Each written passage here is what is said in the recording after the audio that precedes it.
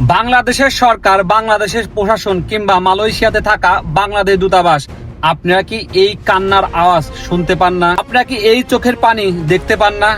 হাজার হাজার মালয়েশিয়াতে থাকা বাংলাদেশি প্রবাসীরা এইরকম জুলুমের শিকার হচ্ছে, এইরকম নির্যাতনের শিকার হচ্ছে। আপনারা কি দেখতে পান না? মালয়েশিয়ার মেডিসিরাম কোম্পানি বাংলাদেশি প্রবাসীদের জোরপূর্বক বাংলাদেশে পাঠিয়ে দিচ্ছে, তারপরেও আপনারা কেন নীরব? বলতে পারেন একবার।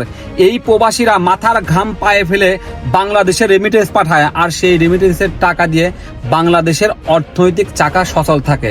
আর আপনারা বারবার বলতেছেন, আমি আপনাদের উদ্দেশ্যে বলতেছি, মালয়েশিয়ায় থাকা বাংলাদেশ দূতাবাসের উদ্দেশ্যে বলতেছি। আপনারা বলতেছেন আপনারা আলোচনা করতেছেন। আপনারা কি আলোচনা করতেছেন বলেন তো? আপনাদের মুখের দিকে এই প্রবাসী শ্রমিকরা তাকিয়ে আছে, আপনারা বলতেছেন আলোচনা করতেছেন। এই আলোচনা কবে শেষ হবে বলতে পারেন একবার? এই আলোচনাগুলো কি শেষ হবে? সবগুলা লোক যখন বাংলাদেশে পাঠিয়ে দিবে তখন কি এই আলোচনাগুলো শেষ হবে? একবার বলেন তো, আপনাদের মানবতা কোথায় গিয়ে দাঁড়িয়েছে? আপনাদের চোখে এই কালো চশমা কবে সরবে বলতে পারেন? আপনাদের আশায় আমরা পথ চেয়ে থাকি, তারপরেও আপনারা আমাদের পাশে এসে দাঁড়াচ্ছেন না।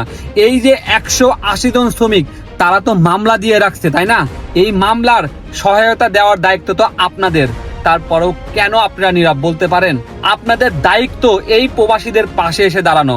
আপনারা কিন্তু এইটা অন্যায় করছেন, আপনারা কিন্তু অন্যায় করতেছেন। এই চোখের পানি আপনাদের কিন্তু কখনোই মাফ করবে না, এই কথাটা মনে রাখেন।